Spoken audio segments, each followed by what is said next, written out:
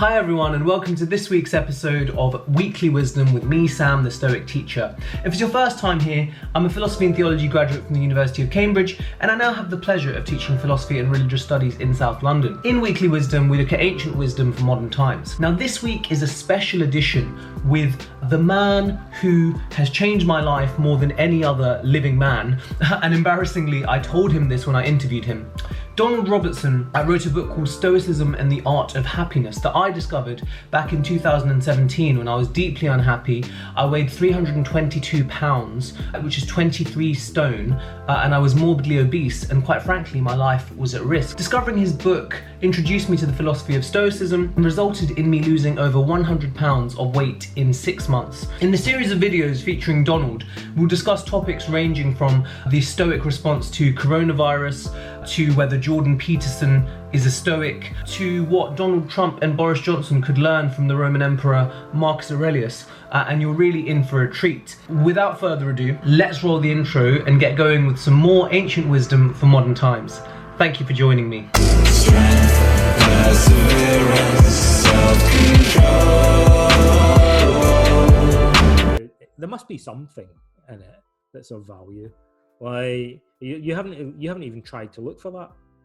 In fact, I think we have to be careful about that, because in the way that things are polarized today, it's easy to just find an author you don't like and you kind of trash them or whatever, and it's hard to kind of maintain this balanced position where you go, I'm not the biggest fan of Jordan Peterson, there are his book, and people think this is harsh when I say it.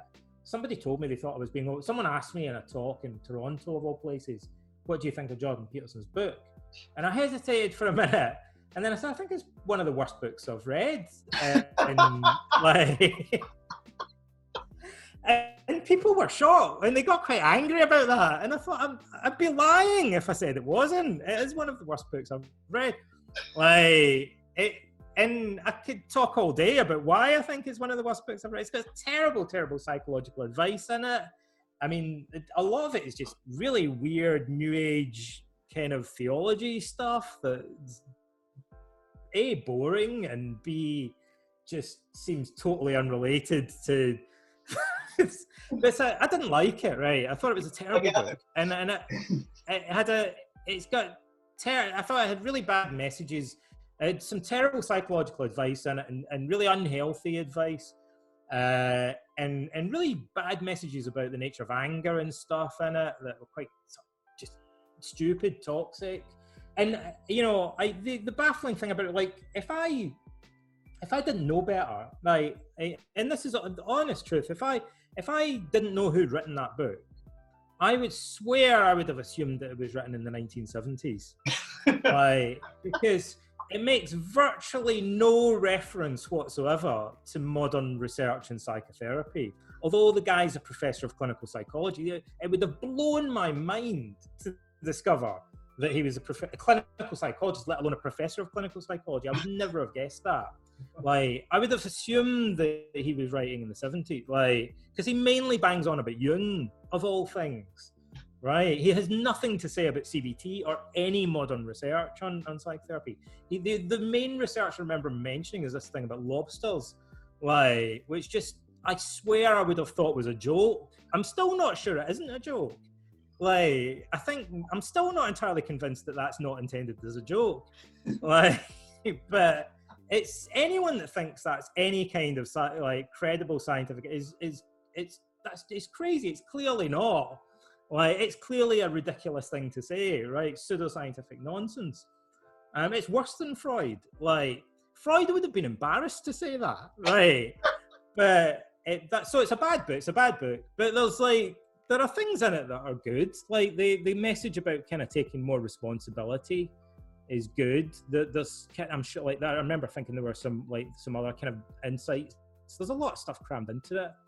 I think if you're into Jung and into kind of mysticism, then it's interesting. One of the things that baffled me about that was that the guys that are really rabidly into Jordan Peterson, I thought, have they read this? Are they really that into Christianity and kind of Adam and Eve and all? I tried to imagine, I was reading page after page about the Garden of Eden, that the same guys that are super into the alt-right and all that are kind of rabidly into Jordan Peterson were reading this book along with me, like, and thinking, yeah, this is awesome. I really loved the chapter about Adam and Eve, like, and like how we should be really spending our time in this new age mystical Jungian interpretation of like the book of Genesis or whatever, like, because that's really helping me with my social anxiety right now. Like, so I thought it was one of the strangest books I've ever read. It was kind of entertaining, but it would have baffled me to think that it was written by a clinical psychologist. That seems really bizarre. Like, and does this guy teach clinical psychologists and tell them the stuff that's in this book? Like, I mean, that would be really, really bizarre. Like, so you're training to be a clinical psychologist, and you sit in the classroom, and is this the stuff that he teaches them to then go out and treat clients with? Like, I can't even imagine that. Like, but it's just, honestly, it's mind-boggling.